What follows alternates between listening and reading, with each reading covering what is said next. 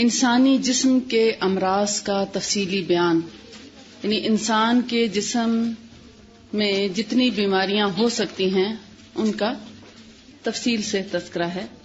کہا جاتا ہے کہ جسم انسانی میں 2 طرح کے مرض پائے جاتے ہیں، جیسا کہ قرآن پاک میں ارشاد ہوتا ہے لیس علی الاعمی حرج ولا علی الاعرج حرج ولا علی المریض حرج، کہ اندھے پر کسی قسم کی ادائیگی فرض ہونے کی ذمہ داری نہیں ہے، اسی طرح ٹانگوں سے محروم پر، یعنی جو چلنے سے محروم ہو یا معذور ہو اس پر ذمہ داری نہیں، اور بیمار پر بھی کوئی ذمہ داری نہیں۔ اب اس میں 3 باتیں ہیں۔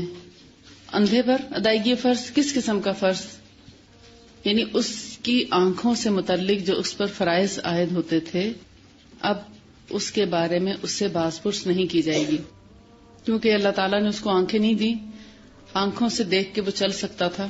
اگر اس کو مسجد لے جانے والا کوئی نہیں تو اس پر باجماعت نماز کی ذمہ داری نہیں ہوگی۔ اگر وہ آنکھوں سے دیکھنے سے جتنی چیزیں تعلق رکھتی ہیں اور ہمارے اوپر جو فرائض عائد ہوتے ہیں، غض بصر کا حکم ہے یا جو ہم پر فرائض عائد ہوتے ہیں، وہ اندھے سے نہیں پوچھا جائے گا قیامت کے دن۔ ٹھیک، اسی طرح ٹانگوں سے محروم جو ہے یا جو معذور ہو ٹانگوں سے، کبھی ایکسیڈنٹ میں ٹانگیں ختم ہو جاتی ہیں، کبھی کسی بیماری کی وجہ سے، کبھی آرتھرائٹس کی وجہ سے، کبھی گھٹنے اتنے گھس جاتے ہیں کہ نیچے بیٹھ کے نماز نہیں پڑھی جا سکتی، اور مسجد میں اگر کوئی فیسلٹی نہیں بیٹھ کے نماز پڑھنے کی تو پھر مسجد جانے کی ذمہ داری ختم ہو جاتی ہے۔ پھر ایک اور ذکر ہے کہ بیمار پر، یعنی اب یہ کون سا بیمار ہے؟ یعنی کوئی بھی ایسی بیماری ہو جس میں انسان معذور ہو جائے یا ڈپینڈ کرنے لگے دوسروں پر، تو اس پر بھی اب ہو سکتا ہے کچھ لوگ سائیکولوجیکلی اتنے بیمار ہو جاتے ہیں، ڈپریشن کے مریض ہوتے ہیں، یا ہوش و حواس نہیں رکھتے، یا یادداشت اتنی کمزور ہو جاتی ہے کہ وہ راستہ بھول جاتے ہیں، تو پھر وہ باجماعت نماز پڑھنے پر ان پر کوئی فرض عائد نہیں ہوتا، وہ گھر پہ بھی نماز پڑھ سکتے ہیں۔ اور بعض لوگ ایسے بھی ہوتے ہیں گھر میں بھی نماز پڑھ رہے ہوتے ہیں تو رکعتیں بھول جاتے ہیں، تو پھر ایسے میں کیا ہے، یا تو نماز دوبارہ پڑھ لی جائے، اور اگر ایک رکعت کا کوئی یقین نہیں رہا کہ کم ہے یا زیادہ ہے تو اس میں سجدہ سہو کر لیا جائے۔ خیر، اس سے مراد یہ تھا کہ بیماریاں مختلف قسموں کی ہوتی ہیں، کچھ پیدائشی بیماریاں ہوتی ہیں، پیدائشی محرومیاں ہوتی ہیں، معذوریاں ہوتی ہیں، جیسے آنکھوں کا نہ ہونا یا جسم میں کسی بھی عضو کا نہ ہونا۔ بعض دفعہ آپ دیکھتے ہیں انگلیاں کم ہوتی ہیں یا زیادہ ہوتی ہیں، بعض دفعہ ٹانگوں سے معذور ہوتے ہیں بچے، پولیو ہو جاتا ہے، یا یہ ایک ہوتا ہے پیدائشی چیزیں، ایک ہوتی ہے بچپن سے ہی ایک مستقل تکلیف شروع ہو جاتی ہے جو کم ہی ٹھیک ہو پاتی ہے، یعنی علاج کے باوجود بعض بیماریاں ٹھیک نہیں ہو پاتی، یا ہمیں نہیں معلوم ہوتا کہ اس کا کیا علاج ہے، آیا ہو بھی سکتا ہے یا نہیں، ہم اس کے بارے میں نہیں جانتے، تو جس کی وجہ سے ایک مریض جو ہے مستقل بیمار بنا رہتا ہے۔ یہاں پر جتنی آپشنز دی ہیں سمجھانے کا مطلب یہ ہے کہ انسان جب بیمار ہوتا ہے تو بیمار کے ساتھ کچھ رعایت بھی ہوتی ہے، اور بیماریاں بھی مختلف نوعیت کی ہوتی ہیں، کچھ پیدائشی، کچھ مستقل، جیسے شوگر ہو جائے تو عموماً یہی قیاس کیا جاتا ہے کہ ایک دفعہ ہو جائے تو پھر ختم نہیں ہوتی، اور اسی طرح آج کل کی کچھ جدید بیماریاں بھی ہیں۔ کینسر کے بارے میں ایک خوف پایا جاتا ہے کہ زیادہ تر کینسر ٹھیک نہیں ہوتے، بہت کم ہیں جو ٹھیک ہو جاتے ہیں، لیکن تناسب ان کا کم ہے۔ اور اسی طرح اگر ہمارے جسم کی اندر پائی جانے والی بیماریاں ہیں تو ان کو ٹھیک کرنے کا کیا کیا طریقہ ہے، اس کے بارے میں 3 چیزیں بتائی گئی ہیں۔ نمبر 1، حفظان صحت، یعنی بیمار ہونے سے پہلے آپ اپنی صحت کی اس طرح حفاظت کریں کہ آپ بیمار ہی نہ ہوں۔ بیمار ہم کیسے ہوتے ہیں، کب ہوتے ہیں بیمار؟ جب ہم کیئرلیس ہو جاتے ہیں۔ سردی آئی ہے تو سردی کے مطابق کپڑوں کا اہتمام نہ کریں، اپنی خوراک کا اہتمام نہ کریں، سوتے وقت بستر کا اہتمام نہ کریں، اور نہاتے وقت گرم پانی کا اہتمام نہ کریں۔ عموماً ایسے ہی بیمار ہوتے ہیں نا، یا باہر نکلتے وقت اپنے آپ کو پوری طرح کور نہ کریں موسم کے مناسبت سے۔ ایسا نہیں کہ ابھی معمولی سی ٹھنڈی ہوا چلی اور آپ نے ڈھیر سارے کپڑے پہن لیے، اتنا پسینہ آیا کہ ذرا سا کپڑا ہٹانے پہ ہوا لگی اور آپ اچھے بھلے موسم میں بھی بیمار ہو گئے۔ تو ہمیشہ گریجولی اپنے کپڑے جو ہیں ان کو گرم کرتے جائیں. جیسے جیسے ٹیمپریچر ڈاؤن ہوتا جاتا ہے اس حساب سے اپنے جو اڑنے کے لیے یا پہننے کے لیے کپڑوں کا استعمال ہے اس کا سلیکشن آپ خود کریں گے. جیسے شروع میں آپ دیکھتے ہیں ہم صرف پنکھے بند کرتے ہیں, لیکن کھڑکیاں دروازے عموماً کھلے رہتے ہیں. پھر آہستہ آہستہ 1 مہینے کے بعد ایسا موسم آتا ہے کہ آپ آہستہ آہستہ دروازے بھی بند کرنا شروع کر دیتے ہیں. پھر ایک وقت آتا ہے کہ آپ اب اپنے جو کپڑے لان کے تھے وہ کاٹن کے ہو جاتے ہیں یا لینن کے ہو جاتے ہیں, اور پھر اس پر اکتفا نہیں کیا جاتا. جب دسمبر جنوری آتا ہے تو پھر شالز اور سویٹرز بھی آ جاتے ہیں, ساکس بھی پہنی جاتی ہیں. تو جیسے جیسے پھر موسم گرم ہونا شروع ہوتا ہے تو آہستہ آہستہ چیزیں کم ہونا شروع ہو جاتی ہیں. یہ ہے بیمار ہونے سے پہلے اپنی حفاظت کرنا. اسی طرح کھانا ایک مناسب مقدار میں کھانا, بہت پیٹ بھر کر نہ کھانا یا ایک ہی وقت میں بہت سی چیزوں کا اکٹھا نہ کرنا, بھوک رکھ کے کھانا, تھوڑی مقدار میں کھانا, مناسب وقت پہ کھانا, اور کھانے کے بعد پھر دوبارہ نہ کھا لینا. یہ ایک صحت مندی کی طرف پہلا قدم ہے کہ آپ کھانا کھائیں تو کھانا کھاتے وقت اس چیز کا خیال رکھیں کہ کھانا بہت پیٹ بھر کے نہ کھائیں, اور کھانا کھا لیے تو ابھی تھوڑی دیر بعد کوئی اور کچھ کھا رہا ہے تو پھر اس کے ساتھ مت کھانا شروع ہو جائیں. کیوں؟ اب آپ کھا چکے. کھانے پہ کھانا اب آگے جا کے آپ پڑھیں گے بیماری کو دعوت دینا ہے. تو لہٰذا کھانا ہم کس لیے کھاتے ہیں؟ بھوک مٹانے کے لیے, اپنے جسم کو انرجی پہنچانے کے لیے. لیکن اسی کھانے کو جب آپ دوبارہ کھا لیں گے, مثلا آپ اپنا کھانا کھا چکے تھے, آپ کے گھر میں مہمان آ گئے, آپ نے ان کے آگے کھانا رکھا, انہوں نے کہا آپ بھی کھائیں, تو آپ پھر کھانے بیٹھ گئے. کھانا تو وہ ہے جو آپ اپنے اندر انرجی پیدا کرنے کے لیے, اپنی بھوک مٹانے کے لیے, اپنے جسم کی قوت کو بحال کرنے کے لیے کھا رہے ہیں. مگر وہی کھانا جب آپ جلدی دوبارہ کھا لیں گے تو کیا ہوگا؟ بیمار ہو جائیں گے. ہو سکتا ہے ڈائریا ہو جائے, ہو سکتا ہے گیسٹرک پرابلم ہو جائے, ہو سکتا ہے وامٹس آ جائیں, ہو سکتا ہے پیٹ میں درد ہو جائے, کولک پین ہو جائے. تو اس کھانے کا پھر آپ کو فائدہ نہیں ہوگا. مناسب وقت پہ کھانا ایک مناسب طریقہ ہے. لیکن اگر کھانا بہت پیٹ بھر کے کھا لیں گے تو آپ صحیح طرح ہضم نہیں کر سکیں گے. وہ کھانا آپ پہ بوجھ بن جائے گا. اس کھانے کے بعد آپ کو نیند آئے گی, آپ پڑھ نہیں سکیں گے, آپ تھکے تھکے محسوس کریں گے. لیکن آپ جتنا کم کھائیں گے, کم کھانے سے بھی یہ مراد نہیں ہے کہ آپ صرف 2 بائٹ لیں اور چھوڑ دیں اور فاقوں پہ آ جائیں. ہر انسان کی بھوک کی اور کھانے کے جو مقدار ہے اس کا ریشو فرق ہوتا ہے. کسی کے 2 نوالے کم ہوں گے, کسی کے 2 زیادہ ہوں گے. کوئی ایک ہی چپاتی پہ بہت اچھے طریقے سے مینج کرتا ہے. کچھ لوگ ایسے بھی ہیں جو ایک بھی پوری نہیں کھاتے ایک وقت میں, اور کچھ ایسے ہیں جو 1.5 کھاتے ہیں اور کچھ 2 بھی کھا لیتے ہیں جبکہ وہ زیادہ ہے. اور کچھ لوگ 3 ٹائم کھاتے ہیں, اور کچھ لوگ پھر ان ڈیوریشنز کے دوران بھی چائے, جوس, پانی تو خیر حرج نہیں, آپ جتنا بھی دن میں پئیں, جتنی آپ کو پیاس ہے ضرور پینا چاہیے. پیاس سے کم بھی نہیں پینا چاہیے اور پیاس سے بہت زیادہ بھی نہیں پینا چاہیے. ہائیڈرو تھراپی اس وقت ٹریٹمنٹ چلا ہوا ہے, لیکن اس کے کچھ سائیڈ ایفیکٹس بھی ہیں. اس وقت جب آپ خالی پیٹ 4 سے 8 گلاس پی جاتے ہیں اور اس سے پہلے کچھ بھی نہیں لیتے, اگر آپ شہد کا 1 گھونٹ پی لیں اس سے پہلے, اور پھر آپ جتنا پانی پینا چاہیں یا آپ کی طلب ہے اس سے اگر 1 گلاس زیادہ بھی پی لیں تو آپ کو وہ پانی کچھ تکلیف نہیں پہنچائے گا. لیکن اگر شہد پیے بغیر آپ نے صرف پانی پیا تو آپ کے جسم کے اندر کے جو منرلز ہیں یا وٹامنز ہیں وہ یورین کے ذریعے آپ کے ویسٹ ہونا شروع ہو جائیں گے, اور پھر آپ کو تھوڑے دنوں میں ویکنس کا احساس ہوگا. دردیں تو ہو سکتا ہے کم ہو جائیں, مگر آپ کی کڈنیز کے اوپر لوڈ پڑے گا. کسی بھی جسم کے حصے پر ایسا لوڈ نہ ڈالیں کہ وہ تھک کے فیلئر کی طرف جانا شروع ہو جائے. اگرچہ یہ علاج نوجوانی میں تو کامیاب ہے مگر بڑھاپے میں کامیاب نہیں ہے. ہر علاج کے لیے دیکھنا پڑتا ہے کہ یہ کس عمر کے مریضوں کے لیے اور کس قسم کے مریضوں کے لیے فائدہ مند ہے.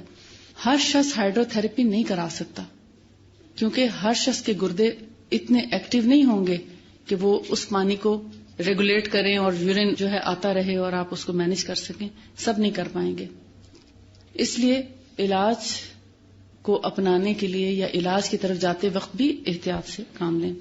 یہ بھی حفظان صحت کے اصولوں کی طرف ایک قدم ہے. یعنی حفظان صحت کے جو اصول ہیں اس میں نہ صرف یہ کہ آپ بیمار ہونے سے پہلے حفاظتی تدابیر کریں، بلکہ علاج کے لیے بھی اگر آپ جانا چاہتے ہیں تو اس میں بھی آپ محتاط رہیں کہ آپ کو کون سا طریقہ علاج جو ہے وہ سوٹ کرے گا۔ اب نمبر 2 جو ہے مرض اور اذیت کا تدارک۔ مرض یعنی بیماری اور اذیت کوئی بھی تکلیف۔ بیماری آپ سمجھتے ہیں نا، جیسے بیماریوں کے نام ہیں، ٹائیفائڈ، نمونیا، چیچک، کھانسی، نزلہ، بخار، ہیپیٹائٹس، بیماریوں کے نام ہیں۔ اور ایک ہے اذیت۔ اذیت ہوتا ہے کچھ نہ کچھ تکلیف کا ہونا، جیسے آپ بیٹھے بیٹھے تھک جاتے ہیں، ٹانگوں میں، کمر میں تکلیف ہو سکتی ہے، سر میں درد ہو جاتا ہے، تھکاوٹ، فٹیک، یہ اذیت ہے نا، چھوٹی چھوٹی چیزیں جو انسان کو بودر کرتی رہتی ہیں۔ یا آپ کو ہو سکتا ہے گھر کی طرف سے کوئی ٹینشن ہو کہ گھر جا کے مجھے یہ اور یہ کرنا ہے، میں کیسے مینج کروں گی، وہ سٹریس۔ ایک ہے پراپر بیمار ہونا، اتنا بیمار ہونا کہ آپ کو بستر پہ جانا پڑے، آپ یہاں نہ آ سکیں، اور ایک ہے ہلکی پھلکی تکلیف کے ساتھ آپ یہاں پہنچ ہی جاتے ہیں، تھوڑا بہت جسم میں درد ہوتا ہے، تھوڑا بہت نزلہ ہے، تھوڑا بہت جسم میں درد یا تھکاوٹ یا سر میں درد، لیکن اس کے باوجود آپ آ جاتے ہیں کہ یہ میں مینج کر لوں گی۔ اب بیمار جب ہو جائیں تو کیا کرنا چاہیے؟ بیماری کا علاج کرنا چاہیے۔ بھوک بھی ایک اذیت ہے، پیاس بھی اذیت ہے۔ آپ کو باتھ روم جانا ہے، وہ آپ کے لیے اذیت ہے۔ آپ کو اسٹول آیا ہے، حاجت ہے، تو آپ کے لیے اذیت ہے کہ آپ نہیں جا رہے تو اذیت ہے۔ گیسز فیل کر رہے ہیں، گیدرنگ میں آپ ریلیز نہیں کر پاتے تو ایک اذیت ہوتی ہے، ٹھیک ہے۔ ان اذیتوں کا تدارک کرنا ہے، دور کرنا۔ تدارک کرنے سے مراد ہے اس کو دور کرنا، جسم کی ضرورت کو پورا کر دینا، کیونکہ اگر ہم ان ضروریات کو پورا نہیں کریں گے تو پھر واقعی بیمار بھی ہو سکتے ہیں۔ آگے ہم انشاءاللہ اس کو ڈیٹیل میں پڑھتے ہیں۔ پھر ہے نمبر 3 مواد فاسدہ، یعنی ایسا مواد جس سے بیماریاں پیدا ہوتی ہیں، ان کو انسانی جسم سے باہر نکال پھینکنا۔ جیسے بوائلز بن جاتے ہیں، پس والے پھوڑے، پھنسیاں، یا گندے مادے اور کون سے ہو سکتے ہیں، مثلا نوزیا ہو رہا ہے، وامٹ آ رہی، مگر آپ کرنا نہیں چاہ رہے، اس کو یعنی روکنے کی کوشش کریں، نہیں، اس کو نکال دیں، وامٹ کر دیں۔ اور اگر یورین آیا ہے تو جا کے کر رہے ہیں، اسٹول آیا کر دیں۔ اسی طرح جسم سے پسینہ ایک مناسب مقدار میں خارج ہونا چاہیے، وہ سردیوں میں بھی ہونا چاہیے، وہ گرمیوں میں بھی ہونا چاہیے۔ اگر سردیوں میں آپ کو پسینہ کسی بھی وقت نہیں آتا تو پھر آپ کسی نہ کسی بیماری میں مبتلا ہو سکتے ہیں، لہذا جسم کو اتنا ضرور گرمائیں سردیوں میں بھی کہ وہ پسینے سے ایک تھوڑا بہت شرابور ضرور ہو جائے، یعنی اتنی ایکسرسائز، اتنی واک یا اتنا کام کسی نہ کسی ایک وقت پر بھی، کم از کم ایک وقت پر بھی آپ کو پسینہ ضرور آ جانا چاہیے، تبھی جسم کا حق ادا ہوتا ہے اور جسم صحت مند رہتا ہے۔ اب یہ جو 3 اصول انہوں نے بتائے ہیں، اس کے اوپر آگے امام ابن القیم الجوزی خاصی ڈیٹیل سے بات کرتے ہیں، اور اس سے پہلے سورہ البقرہ کی 83 آیت میں بتاتے ہیں فَمَنْ كَانَ مِنْكُمْ مَرِيضًا أَوْ عَلَى سَفَرٍ فَعِدَّةٌ مِنْ أَيَّامٍ أُخَرَ، کہ اللہ تعالیٰ نے بیمار کو سہولت دی ہے کہ اگر وہ بیمار ہو تو روزہ، یا سفر پر ہو تو روزہ دوسرے دنوں میں ملتوی کر دے یا مؤخر کر دے۔ یعنی بیمار کا علاج کیا ہے کہ وہ جسم پر ناروا بوجھ نہ ڈالے۔ اس سے مراد یہ ہے کہ اگر آپ بیمار ہو گئے ہیں اور آپ روٹین ورک نہیں کر پا رہے تو پھر تھوڑا سا جسم کو ریسٹ دیں تاکہ باقی دنوں کے کام آپ بخوبی کر سکیں، کیونکہ بیماری کی حالت میں جب انسان اپنے جسم پر ترس نہیں کھاتا، ہر وقت تو ترس نہیں کھانا چاہیے نا، ہاں اگر بیمار ہیں، تکلیف ہے تو پھر جسم کو اتنی سہولت دیں کہ وہ جلدی ٹھیک ہو جائے۔ اللہ تعالیٰ نے روزے میں بیمار کو اور مسافر کو سہولت کیوں دی؟ آپ دیکھتے ہیں جب آپ سفر پہ جاتے ہیں تو بھوک زیادہ لگتی ہے، مسلسل اگر آپ سفر کر رہے ہیں، یہاں سے آپ ملتان جا رہے ہیں یا لاہور جا رہے ہیں گاڑی میں، آپ کا خواہ دل چاہتا ہے کچھ نہ کچھ چکھنے کو، حالانکہ روٹین میں آپ یہاں سارا دن بیٹھے رہتے ہیں، شاید ایک بائٹ بھی نہیں لیتے، یا تھوڑی سی بریک جب ہو تو تھوڑا بہت کچھ چکھ لیں، یا شاید پانی پینے سے بھی آپ مطمئن ہو جاتے ہو۔ لیکن جب کسی بس یا کار یا گاڑی میں یا ٹرین میں آپ سفر کر رہے ہیں تو مسلسل وہ ہلتی رہتی ہے نا، اس سے کھانا جلدی ڈائجسٹ سا ہو جاتا ہے اور دل چاہتا ہے کچھ چکھ لیں، یعنی بے شک بھاری چیز نہ ہو لیکن سنیک ہلکا پھلکا لینے کو دل چاہتا ہے. لیکن اگر آپ روزے سے ہوں تو پھر دل چاہے گا اور آپ کھا نہیں سکیں گے تو ہو سکتا ہے اس کی وجہ سے سر میں درد ہو جائے یا سر بوجھل ہو جائے یا کوئی اور تکلیف آپ محسوس کریں. تو اللہ تعالیٰ نے بیمار اور مسافر کو اسی وجہ سے اجازت دی کہ بیمار ایک وقت میں پیٹ بھر کے یا مطمئن ہو کے کھانا نہیں کھا سکتا، تھوڑا تھوڑا چکھتا ہے، بار بار لیتا ہے، اور یعنی اس کو ایک وقت میں آپ کھانا دیں تو ہو سکتا ہے 2 سے 4 بائٹ لے اور چھوڑ دیں، پھر تھوڑی دیر بعد بھوک لگے گی، کچھ نہ کچھ دینا پڑتا ہے. لہذا معافی ہے. وہ حکمت یہ ہے کہ اگر آپ بیماری محسوس کر رہے ہیں اور روزہ چھوڑ کر اپنی دوا اور غذا اور صحت کا خیال کرتے ہیں تو کیا ہوگا، ہو سکتا ہے ایک ہی روزہ چھوٹے اور باقی سارے روزے آپ بہت اچھے طریقے سے رکھ پائیں. لیکن وہ ایک روزہ جو آپ نے سوچا کہ نہیں میں ٹھیک ہو جاؤں گی اور میں روزہ رکھتی جاتی ہوں، خود ہی ٹھیک ہو جائے گا، یا میں دوا سحری اور افطاری میں لے لیتی ہوں اور میں روزہ نہیں چھوڑتی، تو کیا ہوتا ہے بعض اوقات باقی سارے روزے بھی آپ کے اسی میں خرچ ہو جاتے ہیں اس ایک دن کی لاپرواہی کی وجہ سے. اگر اس نیت سے آپ روزہ چھوڑیں کہ میں اس لیے روزہ چھوڑ رہی ہوں کہ آج میں اپنا بھرپور خیال رکھوں تاکہ میں باقی جو 20-25 دن کے روزے ہیں وہ صحیح طریقے سے رکھ پاؤں، تو وہ روزہ چھوڑنا آپ کے لیے برا نہیں ہے، وہ فائدہ مند ہے، کیونکہ آپ نے اپنی صحت کی حفاظت وقت پہ کر لی. اسی اصول کو مد نظر رکھتے ہوئے رائٹر نے آگے یہ 10 چیزیں بیان کی ہیں. اگر ان میں آپ دیکھیں، احتباس، اس میں کہتے ہیں کہ جن چیزوں سے احتباس اور استفراغ، احتباس کہتے ہیں حبس سے ہے، احتباس ہے بے سین، حبس. جیسے جولائی اگست میں حبس ہو جاتی ہے نا، وہ کیا ہوتا ہے، ہوا رک جاتی ہے تو ہم کہتے ہیں حبس ہو گئی. یا دروازے آپ بند کر دیں تو کہتے ہیں نہیں اندر بڑی حبس ہے.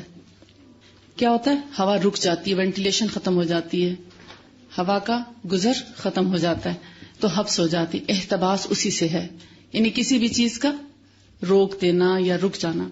اور استفراغ کہتے ہیں چل پڑنے کو، فراغت سے ہے، فراغ، فرغا، غین فرغ، استفراغ یعنی فارغ ہونا یا فارغ کرنا، جسم سے وہ چیزیں نکال باہر پھینکنا یا جسم کو ان چیزوں سے فارغ کر دینا، فراغت، استفراغ. کلیئر ہو گیا؟ احتباس کا مطلب ہے رک جانا یا روک دینا، اور استفراغ نکال دینا یا نکل جانا.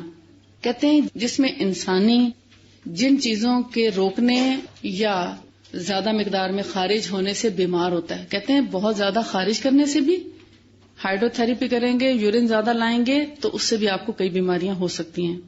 اور اگر آپ روک دیں گے، یورین بہت دیر تک نہیں کریں گے تو بھی بیمار ہوں گے. وہ کہتے ہیں ان کو بیلنس طریقے سے لے کے چلنا چاہیے ان 10 چیزوں سے، تو آپ بہت سی بیماریوں سے بچے رہ سکتے ہیں. اور یہ 10 چیزیں جو ہیں ان کو آپ اپنے پاس لکھ لیں اور اس کے اوپر غور کیجئے کہ ہاں واقعی یہ چیزیں آن دا ہول ہماری ہیلتھ کو امپروو کرنے کے لیے بڑی ہی کارآمد چیزیں ہیں اگر ہم ان اصولوں کو مد نظر رکھیں. ان میں سے ایک بھی چیز جب آپ پوری نہیں کرتے، جس میں انسانی کی جو ضرورت ہے اس کو پورا نہیں کرتے، تو کیا ہوتا ہے، آہستہ آہستہ وہ کسی نہ کسی بیماری کی شکل میں سامنے آتی ہے. تو آئیے دیکھتے ہیں وہ 10 چیزیں کون سی ہیں. نمبر 1، خون کا جوش مارنا، جسے ہیجان دم کہتے ہیں، یعنی رک جانا. اب آپ کہیں گے ہیجان دم کیا ہوتا ہے؟ ہیجان کس کو کہتے ہیں؟ ایموشنز یا یعنی جوش جس کو کہتے ہیں نا، جوش، جذبہ. اب خون جو ہے جوش کب مارتا ہے؟ غصے میں بھی ہو سکتا ہے، خوشی میں بھی ہو سکتا ہے، اچانک جیسے ایک دم کوئی آپ خبر سنتے ہیں یا سٹریس میں آتے ہیں تو اس سے بھی. اور بعض اوقات ایکسیڈنٹ ہوتا ہے تو اس میں ایک تو خوف ہوتا ہے، اور دوسرا جب وہ خون چلتا ہوا انسان دیکھتا ہے تو اس سے بعض اوقات روڈ ایکسیڈنٹ میں یا کسی بھی ایسی انجری میں، ٹراما میں، جب بلیڈنگ بھی ساتھ ساتھ ہوتی ہے، اور بعض دفعہ بلیڈنگ نہیں ہوتی، چوٹ لگتی ہے اور انٹرنل بلیڈنگ ہو جاتی ہے، تو یعنی مختلف کیفیات ہیں خون کے جوش مارنے میں. اس میں ہائی بلڈ پریشر بھی آ جاتا ہے، اس میں ٹراما، انجری، اس میں اگر انٹرنل بلیڈنگ ہے تو کیا ہوگا، اندر ہی اندر خون چلنا تو چاہتا ہے لیکن وہ چوٹ لگنے کی وجہ سے جو نیل پڑتا ہے نا، خون جم جاتا ہے. اب وہ پیچھے سے بلڈ تو پریشر مار رہا ہے، جانا چاہ رہا ہے رگوں میں، دوڑنا چاہ رہا ہے، مگر آگے جمود ہو گیا، جم گیا خون، وہ آگے نہیں جانے دے رہا. اسی طرح کولیسٹرول جب زیادہ ہو جاتا ہے اور ٹرائیکلیسرائڈز جب بلڈ کے اندر زیادہ ہو جاتے ہیں، یوں سمجھ لیں کہ جب خون میں چربی زیادہ ہو جاتی ہے تو کیا ہوتا ہے، وہ آہستہ آہستہ ہماری رگوں میں جمنا شروع ہو جاتی ہے اور پھر آخر کار وہ دل کے جو والو ہیں ان میں بلاکیج ہونا شروع ہو جاتی ہے. جب ہارٹ کے والوز بلاک ہو جاتے ہیں تو کیا ہوتا ہے، اب خون تو اسی طرح ہارٹ پمپ کرنا چاہ رہا ہے مگر اس کو اسپیس نہیں مل رہی، اس کو پمپ کرنے کی جگہ نہیں مل رہی، تو کیا ہوتا ہے اور سٹریس بڑھتا ہے اور ہائی بلڈ پریشر ہوتا ہے، یعنی بلڈ پریشر جو ہے وہ ہائی ہونا شروع ہو جاتا ہے. اور اسی طرح آپ سینٹیمنٹل ہوتے ہیں مگر اپنے جذبات کا اظہار نہیں کرتے. غصہ آیا تو ہمیں حکم ہے پی جائیں، لیکن مومن کا غصے کو ایک جائز جگہ پر نکالنے کی بڑی اچھی اجازت ہے. یعنی جہاد کے موقع پر ہر چھوٹی موٹی بات پر غصہ کرنا نازیبا قرار دیا گیا، کیونکہ اس سے آپ دیکھیں ہمارے جو لیونگ ہے وہ بڑی افیکٹ ہوتی ہے، ہمارے گھر کا ماحول بہت متاثر ہوتا ہے، ہمارے رشتہ داریاں، ہمارے تعلقات متاثر ہو جاتے ہیں. جو جتنی غصے والی طبیعت کا مالک ہوتا ہے اس کے اتنے دوست کم ہوتے ہیں، اور جو جتنا محبت کرنے والا، حلیم طبع، نرم مزاج ہوگا اتنے ہی اس کے دوست احباب زیادہ ہوں گے. جتنی زبان میٹھی ہو، شیرینی ہو زبان میں، اتنے احباب زیادہ. اور غریب وہ نہیں ہے جس کے پاس مال و دولت نہیں ہے، بلکہ غریب وہ ہوتا ہے جس کا کوئی دوست نہ ہو. اب خون کا جو جوش مارنا ہے، دیکھیں محبت کے اظہار کے لیے آپ کو کسی نہ کسی انسان ہی کے ضرورت ہوتی ہے. اس میں ماں باپ، بہن بھائی، میاں بیوی، اولاد، تو ان سب رشتوں سے آپ کیا کرتے ہیں، محبت کا سلوک کرتے ہیں. اب جب آپ کے جذبات متاثر ہونے لگتے ہیں تو کیا ہوتا ہے، آپ بریکس لگاتے ہیں، ہر جذبے پہ آپ بریک لگاتے ہیں. بہت دیر تک جب شادی نہیں ہوتی تو کیا ہوتا ہے، اپنے آپ کو انسان ایک پاکیزگی کی حالت میں روکے رکھتا ہے، جبکہ حکم کیا ہے کہ بالغ ہونے کے بعد جلدی شادی کر دینی چاہیے.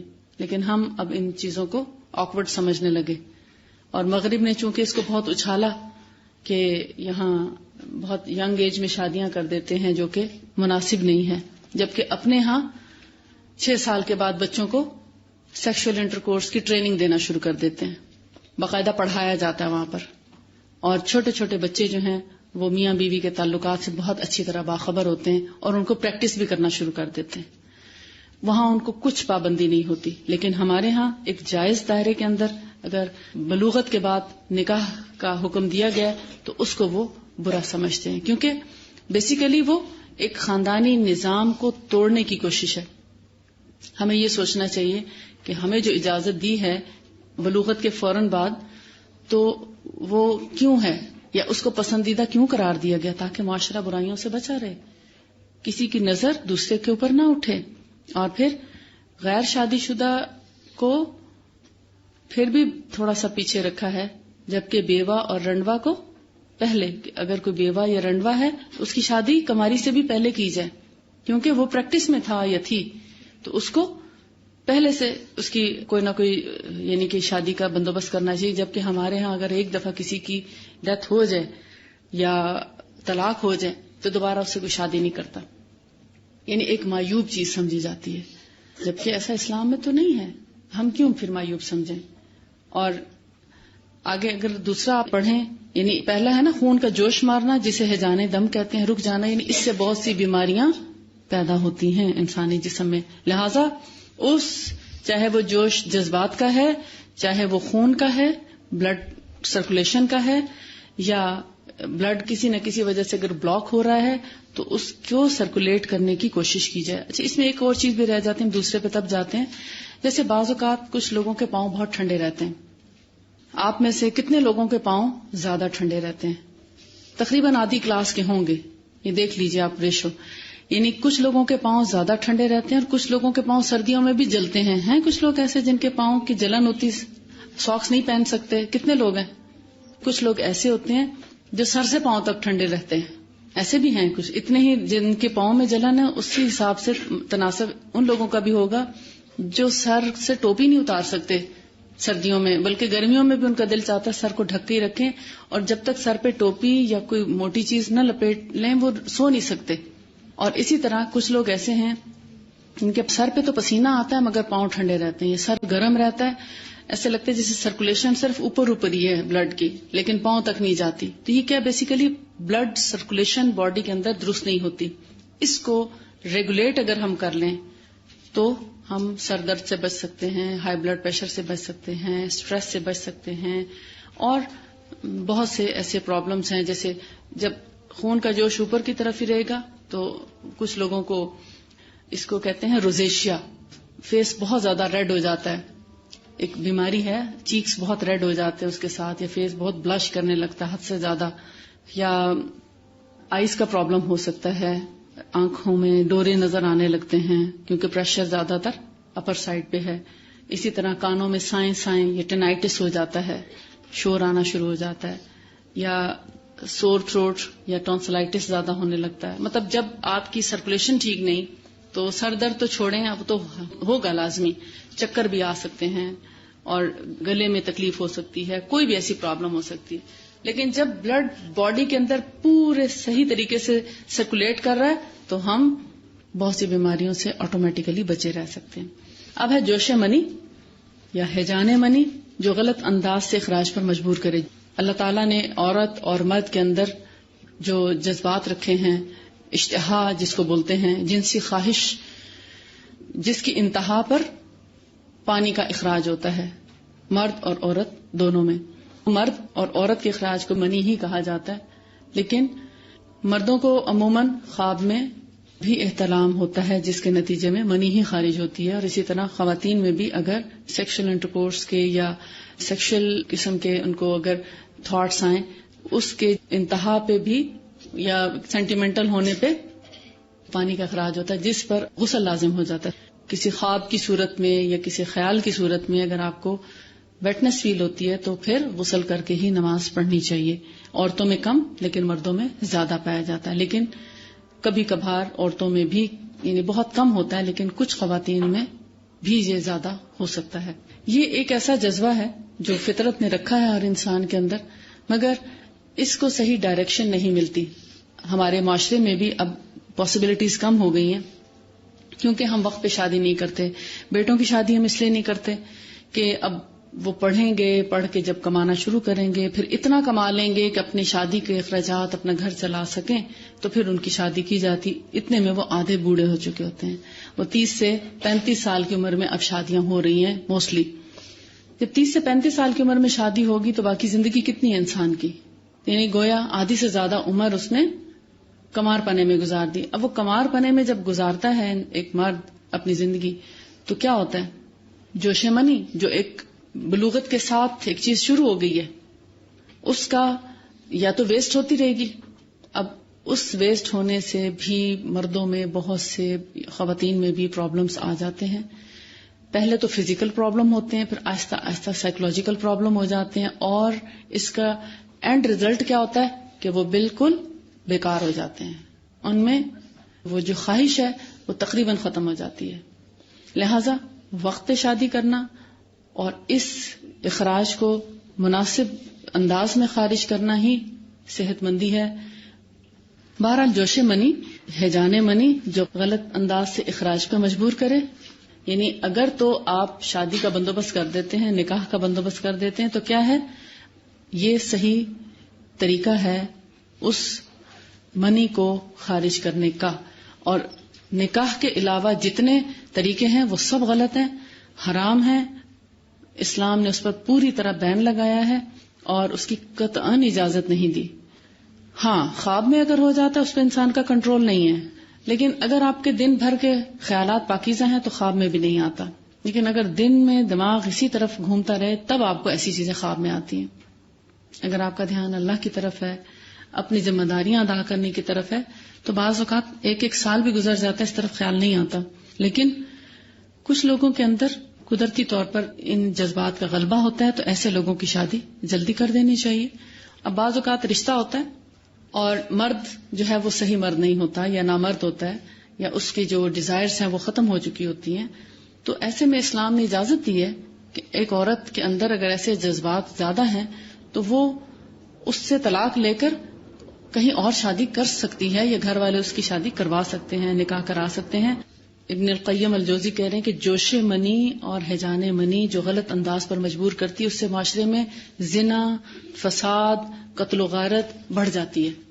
اور اگر ہم اس کو ایک جائز انداز کے اندر رکھیں تو پھر یہ چیز جو بہت سے سٹریس، ڈپریشن اور بیماریوں کی وجہ بنتی ہے، یہ وجہ ختم ہو جائے. پھر ہے پیشاب کی شدت، یعنی پیشاب اگر آ رہا ہے تو آپ اس کو بیٹھے روکے رہیں کہ نہیں، جب بریک کا وقت آئے گا تبھی میں پاس کرنے کے لیے جاؤں. تو آپ کو چاہیے کہ کلاس شروع ہونے سے پہلے آپ فارغ ہو کے بیٹھیں. اگر آپ کو جلدی حاجت ہو جاتی ہے تو پھر آپ کو یورین پہلے کر کے پھر کلاس میں آنا چاہیے تاکہ آپ بریک تک اس کو ہولڈ کر سکیں.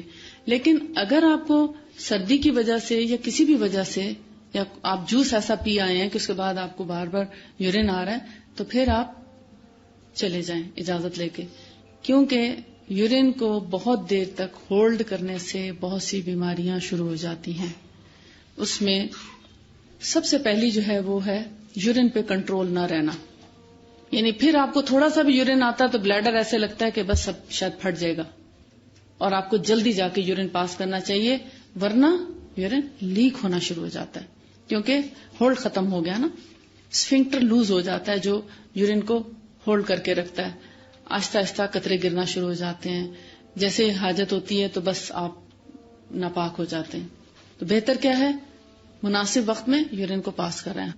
مثلا آپ کو کبھی مارکیٹ جانا پڑا ہے، یا جیسے آپ کی کبھی پکنک کا ہوتا ہے پروگرام، یا آپ کسی سفر پہ جاتے ہیں، لمبی فلائٹ ہے، اب آپ کو باتھ روم اچھا نہیں لگتا، کہ آپ کا دل نہیں چاہتا کہ اس ٹوائلٹ کو یوز کیا جائے، تو پھر آپ یورین ہولڈ کیے رکھتے ہیں، اور جب تک سفر ختم ہوتا ہے تو آپ ایک اذیت سے دوچار رہتے ہیں. اور پھر اس کے بعد آپ کو یورین ہولڈ ہی نہیں رہتا. آہستہ آہستہ بلیڈر کو ویک کرتا ہے یورین کا بہت دیر تک ہولڈ کرنا. پھر ہائیڈرونیفروسس، یعنی وہ بیکٹیریل انفیکشن ہونے کا بھی خطرہ ہوتا ہے. پھر پیشاب میں جلن کا مرض بھی اسی سے شروع ہوتا ہے، کیونکہ بعض اوقات کچھ قطرے پیشاب کی نالی میں آ کے رکے رہتے ہیں، آپ پاس آؤٹ نہیں کرتے تو وہ انفیکشن کر دیتے ہیں، کیونکہ ہے تو گندگی، اس کو جسم سے پاک صاف کر دینا چاہیے. اسی طرح پخانے کا زور، یعنی سٹول آیا ہے، آپ کو حاجت ہو رہی ہے کہ آپ کو باتھ روم جانا چاہیے، جا کے پخانا کر دیں. آپ چاہے گھر میں ہیں، کسی کام میں، کبھی دعوت میں لگے ہوتے ہیں، آپ کہتے ہیں اچھا بھی جاتی ہوں، اور آپ نہیں جاتے، اور پھر وہ ایک وقت آتا ہے حاجت رک جاتی ہے. کلاس میں بیٹھے ہیں، کہتے ہیں اچھا یہ لیکچر ختم ہو تو پھر جاؤں، کیونکہ بیسٹ روٹین کیا ہے، صبح صبح یہاں آنے سے پہلے پیٹ صاف ہو جانا چاہیے. اس صاف کرنے کے لیے یہ مراد نہیں کہ اب جا کے آپ زور لگائیں اور پریشر ڈالیں اور فشر ہو جائے اور خدا نہ خواستہ پائلز ہو جائیں، یا کچھ اور زور لگانے سے بھی ہارٹ پرابلم بھی ہو سکتا ہے. پخانے پہ کبھی زور نہیں لگانا چاہیے، نیچرلی آنا چاہیے. اس پہ زیادہ پش کرنے سے دل کی تکالیف، دل کے امراض شروع ہو سکتے ہیں. وہاں پر اینل فشر ہو سکتا ہے. فشر ہوتا ہے باقاعدہ ایک کٹ آ جاتا ہے، ٹیئر آ جاتا ہے، جس سے پھر بلیڈنگ شروع ہو جاتی ہے. یا بہت زیادہ پش کرنے سے قبض ہو، اور پش کرتے کرتے پائلز ہو جاتی ہیں، بواسیر ہو جاتی ہے.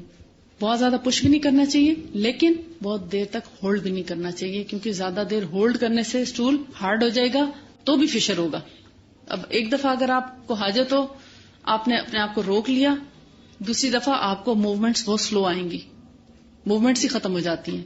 بال موومنٹس آپ دیکھتے ہیں، جب آپ کو اسٹول آتا ہے تو پیٹ میں ہلکا سا مروڑ اٹھتا ہے، دل چاہتا ہے کہ بس جلدی سے جائیں اور فارغ. اس وقت اگر آپ فوراً چلے جائیں تو پیٹ بالکل صاف ہو جاتا ہے، اور اگر تھوڑا سا انتظار کریں تو پیٹ بہت ہی اچھی طریقے سے صاف ہو جائے. لیکن اگر آپ پہلے تو روکے رکھیں اور پھر جائیں تو جلدی سے بس واپس آ جائیں، کھل کے حاجت نہ ہونے دیں. یعنی 1 منٹ میں آپ باتھ روم سے واپس آ جائیں تو کیا ہوگا، آدھا سٹول آپ نے پاس کیا، آدھا آپ ایسے ہی اٹھ کے آ گئے. تو یہ گریجولی قبض بن جاتی ہے، یا پھر پائلز ہو جاتی ہیں، یا پھر گیسٹرک پرابلم شروع ہو جاتی ہے، یا پھر مستقل قبض کا عارضہ شروع ہو جاتا ہے. قبض کی بھی مختلف قسمیں وہ ہم انشاءاللہ قبض کے باب میں پڑھیں گے. اور پھر ہے ہوا کا رک جانا. ہوا کیا ہے؟ ہوا کہتے ہیں گیسز، یعنی آپ جب کھانا کھاتے ہیں تو برب آتا ہے، ڈکار آتا ہے کھانا کھانے کے بعد. چھوٹے بچے کو بھی دودھ پلاتے ہیں تو ڈکار دے کے اس کو لٹاتے ہیں. اس سے پہلے اگر لٹا دیں تو وہ الٹی کر دیتا ہے، وامٹ کر دیتا ہے. اور اگر جیسے کھانا ہضم کے دوران پھر کیا ہوتا ہے، آپ کو گیسز ریلیز بھی کرنا پڑتی ہیں، اور اگر آپ ریلیز نہ کریں تو پھر بلوٹڈ فیلنگ ہوگی، پیٹ بھرا بھرا سا، پیٹ بڑھ جائے گا اور عجیب سا تناؤ فیل ہوگا. اس کے علاوہ اور بھی بہت سے گیسز کی وجہ سے بھی بلڈ پریشر ہوتا ہے. بلڈ پریشر کی بہت سی وجوہات ہیں جن میں ایک گیسٹرک پرابلم بھی ہے. یعنی جب آپ گیسز ریلیز نہیں کرتے تو وہ پھر اندر ہی اندر، یعنی اس کو کہتے ہیں کہ ایک تو اپہارا ہوتا ہے نا پیٹ میں، پیٹ پھول سا جاتا ہے، وہ ایک الگ چیز ہے. لیکن گیسٹرک پرابلم کچھ لوگوں میں ہائی بلڈ پریشر بھی کاز کرتا ہے. تو اس لیے گیسز کا نیچرلی ریلیز کرنا بھی بہت سی بیماریوں سے نجات کا باعث بنتا ہے. پھر ہے قے کا رک جانا. قے یعنی وامٹ، الٹی جس کو عام طور پہ بولا جاتا ہے، یعنی کچھ بھی کھایا پیا واپس الٹ جائے تو اس کو قے بولتے ہیں. مختلف قسموں کی ہوتی ہے، مختلف وجوہات ہیں. حمل کی متلی اور قے بھی ہوتی ہے. پریگننسی کے دوران آپ دیکھتے ہیں اکثر خواتین، سب کو نہیں ہوتی لیکن اکثر خواتین کو الٹی آتی ہے، قے آتی ہے. قے اگر آ رہی ہے تو اس کو کر دینا ہی بہتر ہے. لیکن اگر بہت زیادہ قے آ رہی ہے، بار بار ہر چیز کھائی پی نکل رہی ہے، تو پھر کیا، اس کو کنٹرول بھی کرنا چاہیے. لیکن اگر ہلکی پھلکی قے آ جاتی ہے، یا بعض بیماریاں ایسی ہیں جن میں قے کرنے کی ضرورت پیش آتی ہے. مثال کے طور پر کوئی بچے یا بڑے زہریلی چیز کھا گئے، پتہ نہیں چلا، تو پھر کیا ہے، ایسے کو قے کرا دینا چاہیے. یعنی بعض اوقات قے کی ضرورت بھی پیش آتی ہے، قے کرانے کی. کچھ غلط کھا جانا یا باسی کھا جانا یا بہت زیادہ کھا جانا یا زہریلی چیز کا اندر چلا جانا، تو ایسے میں یعنی معدے کو واش کرنے کے لیے وامٹ بھی کرائی جا سکتی ہے، اور وامٹ سے بھی علاج کیا جاتا ہے. بعض اوقات گرمی کے موسم میں حکیم جو ہیں وہ خاص طور پر بھی قے کرواتے ہیں. تو یعنی اگر کوئی دوا ایسی زیادہ کھا لی گئی، جیسے بعض اوقات غلطی سے دوا کوئی زیادہ کھا جاتا ہے، جیسے بوڑھے لوگ ہیں ان کو یاد نہیں رہتا کہ میں نے 1 گولی کھائی ہے یا 2 کھائی ہیں، یہ کھا چکا ہوں تو یہ دوبارہ کھا لیتے ہیں. بعض اوقات نیند کی گولیاں لوگ زیادہ کھا جاتے ہیں تو اس سے کیا ہوتا ہے، ریئیکشن ہو جاتا ہے. تو ایسے میں بھی اسٹمک واش کیا جاتا ہے. چھینک روک لینا یا رک جانا. یعنی ایک ہے چھینکیں اتنی آنا کہ الرجی جس کو بولتے ہیں نا، سنیزنگ، یعنی مسلسل چھینکیں آتی رہتی ہیں، یا ایک وقت میں ایسا دورہ پڑتا ہے چھینکوں کا کہ ایک وقت میں بے شمار چھینکیں آ جاتی ہیں. تو پھر اس کا علاج ہونا چاہیے. لیکن اگر چھینک آئی ہے اور آپ کہیں آواز اچھی نہیں لگے گی چھینک مارنے کی، تو میں نہیں چھینک نہیں لیتی، اپنے آپ کو روک لیتے ہیں، تو کیا ہوگا، وہ جو گندا مادہ آپ کے سر سے نکلنے والا تھا وہ آپ نے روک لیا، ہو سکتا ہے وہ اندر آپ کے کچھ اور گڑبڑ کرے. وہ جو گندے جراثیم بعض اوقات ہم سانس کے ذریعے انہیل کر لیتے ہیں، یہ گندی فضا میں سانس لیتے لیتے باڈی جس کو ناپسند کرتی ہے اس کو چھینک کے ذریعے باہر پھینک دیتی ہے. لیکن چھینک مارنے کا ایک طریقہ ہے، قاعدہ ہے، اور ہمیں نبی صلی اللہ علیہ وسلم نے اس کا بہترین طریقہ سمجھایا کہ اپنا رومال کو اپنے ناک کے آگے رکھ کے پھر چھینک لو. ایسا نہ ہو کہ ہمارے گندے جراثیم پوری کلاس تک جو ہیں وہ روانہ ہو جائیں اور سب کو اس سے متاثر کریں. لیکن چھینک اگر آ رہی ہے تو اس کو روکنا نہیں چاہیے. ایون الرجی کی چھینکیں بھی روکنی نہیں چاہیے، اس کا علاج کرنا چاہیے تاکہ وہ بار بار چھینک نہ آئے. یعنی مناسب انداز میں چھینک آنی چاہیے. نیچرلی اگر کبھی کبھار چھینک آتی ہے تو اس کو روکنا نہیں چاہیے، اس سے بھی سر میں درد یا کوئی اور ایسے پرابلمز ہو سکتے ہیں. پھر ہے نیند کی شدت میں اس کو اچاٹ کر دینا. نیند بہت زیادہ آ رہی ہے تو آپ سو نہیں رہے. اس کا یہ مطلب نہیں کہ آپ کلاس میں آ کے نیند آ رہی تو سو جائیں.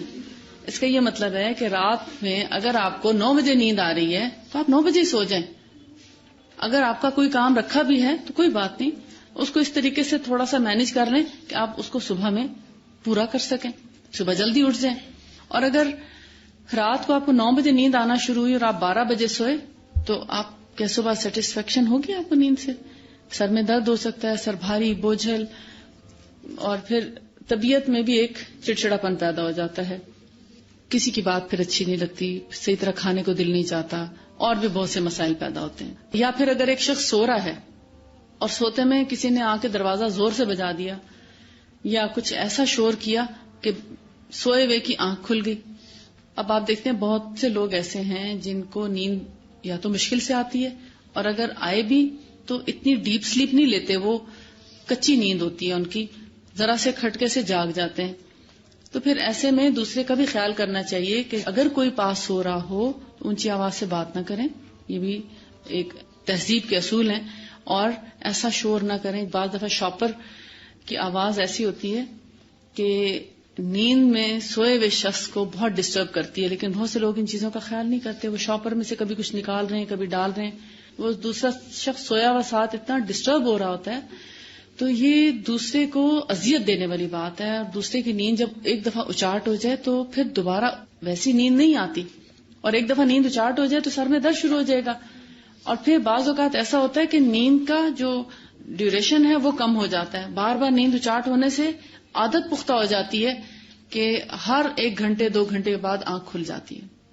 یعنی وہ جو ڈیپ سلیپ لیتا ہے نا انسان، 4 سے 5 یا 6 گھنٹے کی نیند ایک ہی وقت میں پوری نیند لے اور پھر اٹھے تو بالکل فریش ہوتا ہے. اگر آپ 4 گھنٹے بھی کنٹینیوسلی ڈیپ سلیپ لے لیں تو آپ 16 گھنٹے آرام سے کام کر سکتے ہیں، بلکہ 16 سے 18 گھنٹے بھی اگر آپ کام کریں تو آپ نہیں تھکیں گے.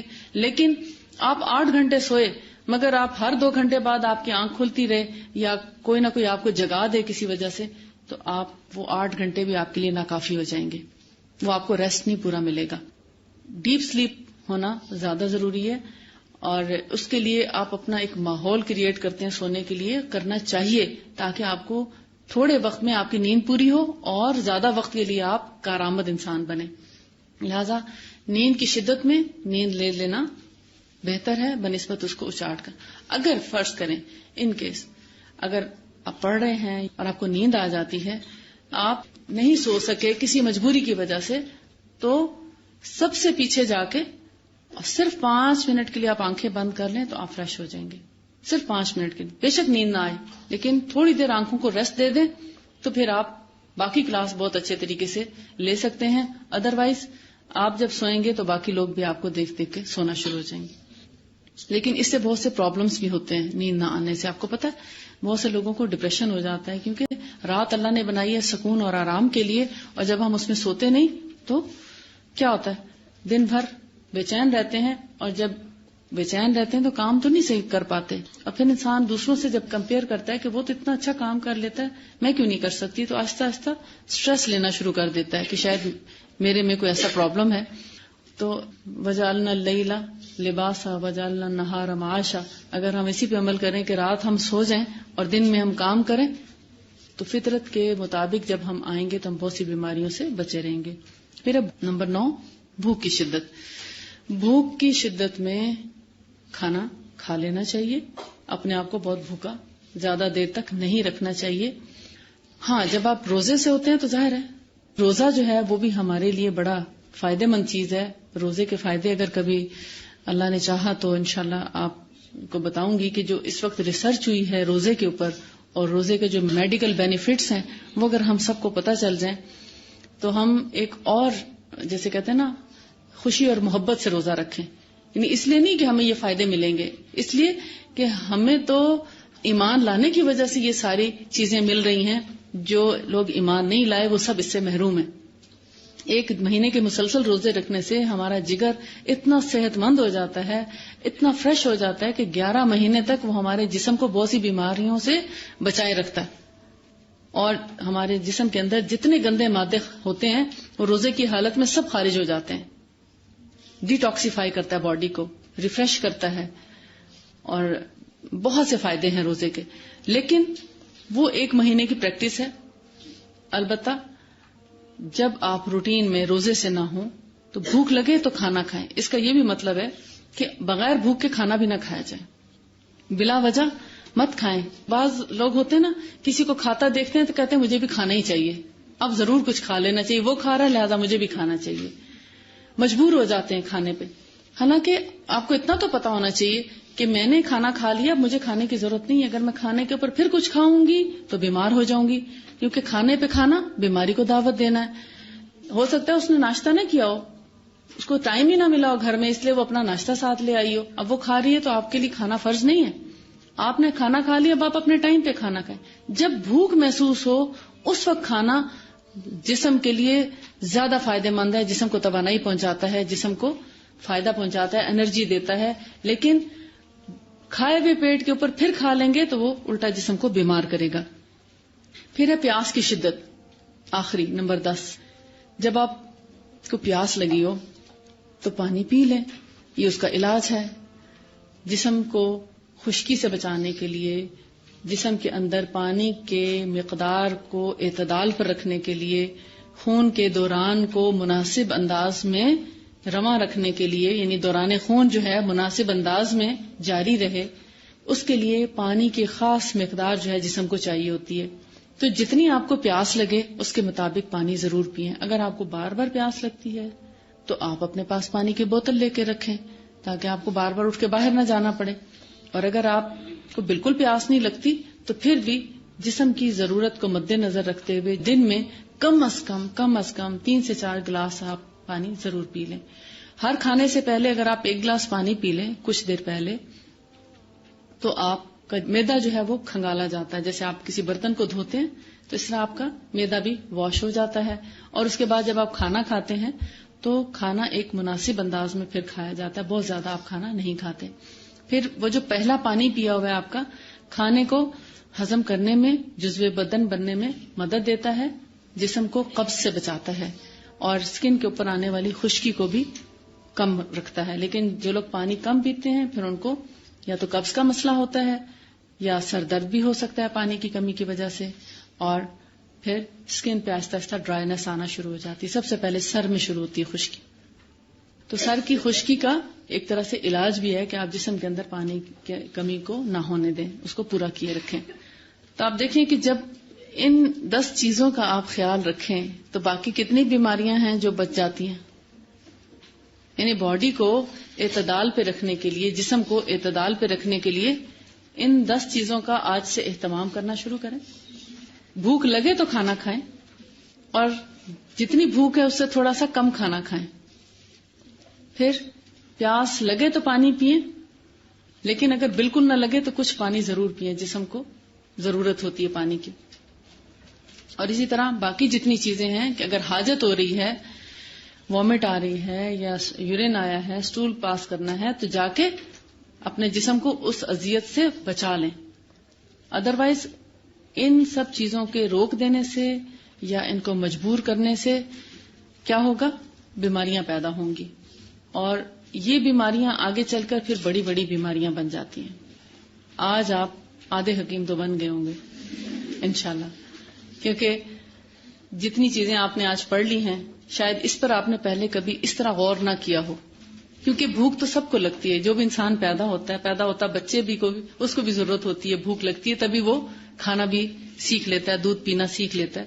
اور اگر ہم ان چیزوں کا خیال نہ رکھیں تو پھر آہستہ آہستہ بیماریاں ہمارے قریب آنے لگتی ہیں.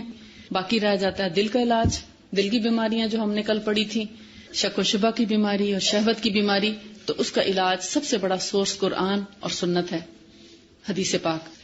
26 پیج پہ رائٹر کہتے ہیں کہ رہ گیا دل کا علاج تو اس کا حق انبیاء اور رسول علیہ السلام کے لیے ہی تسلیم شدہ ہے. یعنی اللہ کے نبی جو آئے ہیں وہی دلوں کا علاج کرتے رہے سب سے بہتر، اور انہی سے اس کا علاج سب سے زیادہ ممکن ہے.